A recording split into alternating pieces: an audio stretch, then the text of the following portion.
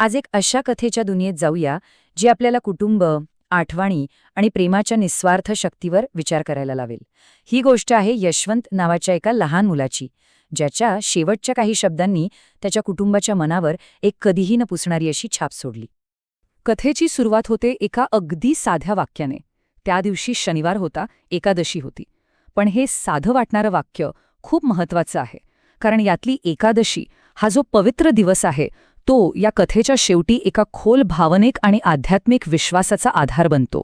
पाहूया तरी कसं. तर कथेचं पहिलं दृश्य आपल्याला थेट कोकणात घेऊन जातं. कल्पना करा, मुसळधार पाऊस कोसळतोय, बाकीची मुलं शाळेत निघाली आहेत आणि घरात सर्वात धाकटा भाऊ यशवंत आजारपणामुळे थांबलाय.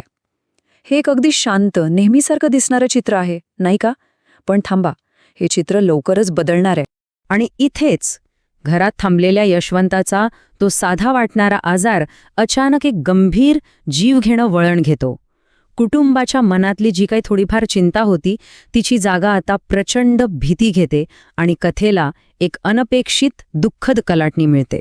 विचार करा, तो अवघ्या 6 वर्षांचा मुलगा, आणि त्याची अवस्था कशी होत चालली होती. पोट फुगत होतं, असह्य वेदना होत होत्या आणि त्याला पाण्याची इतकी तीव्र तहान लागली होती की ती काही केल्या शमत नव्हती. आणि सगळ्यात वाईट म्हणजे त्या काळात गावात डॉक्टरही नव्हता.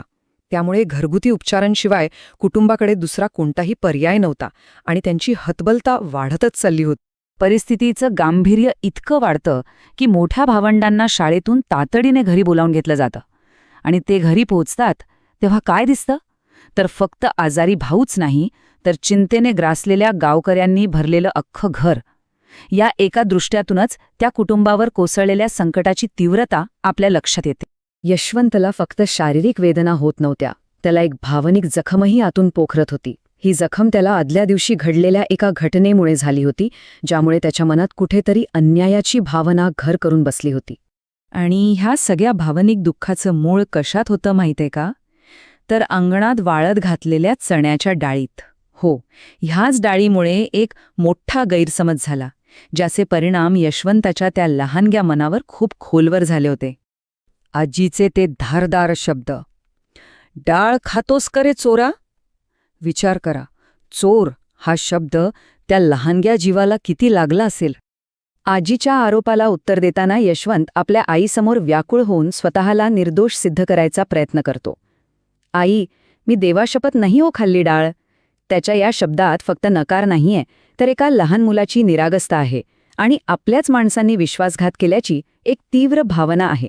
ज्या आजी आणि आईवर त्याचा सगळ्यात जास्त विश्वास होता त्यांनीच त्याला समजून घेतलं नाही.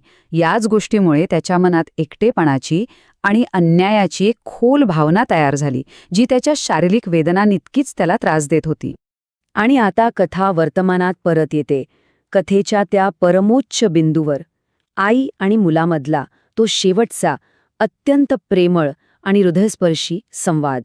हे दृश्य डोळ्यासमोर आणा. मरणाच्या दारात उभा असलेला यशवंत स्वतः आजारी असलेल्या अशक्त आईच्या मांडीवर डोकं ठेवून आहे. या परिस्थितीतही त्या दोघांमधलं प्रेम आणि एकमेकांची काळजी घेण्याची भावना त्यांच्या वेदनेपेक्षाही कितीतरी मोठी ठरते. आणि मग अशा अवस्थेत त्याच्या तोंडून जे शब्द बाहेर पडतात ते ऐकून आपलं मन सुन्न होतं. स्वतःच्या असह्य वेदना विसरून तो आपल्या आईला म्हणतो, "आई, माझे डोके खाली ठेव, तुझी मांडी दुखेल." मरणाच्या दारात असतानाही दुसऱ्याची काळजी घेणारा हा निस्वार्थपणा खरंच विलक्षण आहे. यावर आईचं उत्तर आहे का? नाही हो बाळ, मुलाच्या दुखण्यापुढे आईचं दुखणं टिकत नाही हो. तिच्या या प्रेमळ आणि हृदय हेलावून टाकणाऱ्या उत्तरात तिच्या मातृत्वाची सगळी शक्ती आणि भक्ती सामावलेली आहे. तिच्यासाठी मुलाच्या वेदनेसमोर स्वतःचं दुःख काहीच नाही. यशवंताची शेवटची इच्छा किती साधी होती पहा. त्याला दुसरं काहीही नको होतं, फक्त आईचा सहवास हवा होता. "आई, तू आपली माझ्याजवळ बस म्हणजे पुरे." या शब्दांमधून त्यांच्या नात्याची शुद्धता आणि खोली किती सहज दिसून येते. आणि मुलाचे हे निस्वार्थ प्रेम पाहून आईला आठवतात तिचे आदल्या दिवशीचे कठोर शब्द. ज्या मुलावर तिने चोरीचा आळ घेतला होता तोच मुलगा शेवटच्या क्षणी तिच्या वेदनेचा विचार करत होता. या जाणीवेने तिच्या मनात पश्चाताप आणि प्रेम दाटून आलं आणि तिने त्याचं चुंबन घेतलं. या दुःखद घटनेनंतर कुटुंबाने यशवंताला आणि त्याच्यातल्या त्या सद्गुणांना आपल्या आठवणींमध्ये कसं जिवंत ठेवलं हे आता कथेचा शेवटचा भाग आपल्याला सांगतो. त्याचा मृत्यू खूप शांतपणे झाला आणि तो एकादशीच्या दिवशी गेल्यामुळे तो एक पुण्यात्मा होता यावर आईचा ठाम विश्वास बसला. तिच्यासाठी हा एक संकेत होता. तर कथाकारासाठी यशवंत आणि त्याच्या आईची आठवण म्हणजे नक्की काय आहे? ती केवळ एका दुःखाची आठवण नाही, तर ती आहे एका निस्वार्थ भावाच्या सद्गुणांची, एका समर्पित आईच्या सामर्थ्याची आणि असं कुटुंब मिळणं हे एक दैवी वरदान असल्याची जाणीव. आणि मग वडिलांनी मुलांना एक इतका सुंदर विश्वास दिला ज्याने त्यांचं दुःख थोडं हलकं केलं. पुण्यात्म्यांचे आकाशात तारे होतात या एका वाक्याने मुलांना त्यांच्या दुःखावर मात करण्याची एक वेगळीच शक्ती दिली आणि आपल्या भावाला आकाशातल्या ताऱ्यांमध्ये कायम पाहण्याचा एक मार्ग दिला. शेवटी कथाकार याच विचारावर येतो की अशा कुटुंबाचा भाग असणं हे केवळ नशीब नाही, तर ते ईश्वराच्या कृपेचं दान आहे, एक असा आशीर्वाद जो खरंच क्वचितच मिळतो. आणि ही कथा आपल्याला एका महत्त्वाच्या प्रश्नावर विचार करायला लावतेय. एका लहान मुलाचे काही शेवटचे शब्द आणि त्याची एक निस्वार्थ कृती इतका मोठा वारसा कसा काय बनू शकते? यशवंतची कथा आपल्याला हेच दाखवते की खरा वारसा संपत्ती किंवा कीर्तीमध्ये नसतो. तो असतो आपण मागे सोडलेल्या प्रेमळ आठवणींमध्ये आणि आपल्या सद्गुणांमध्ये. यावर नक्कीच विचार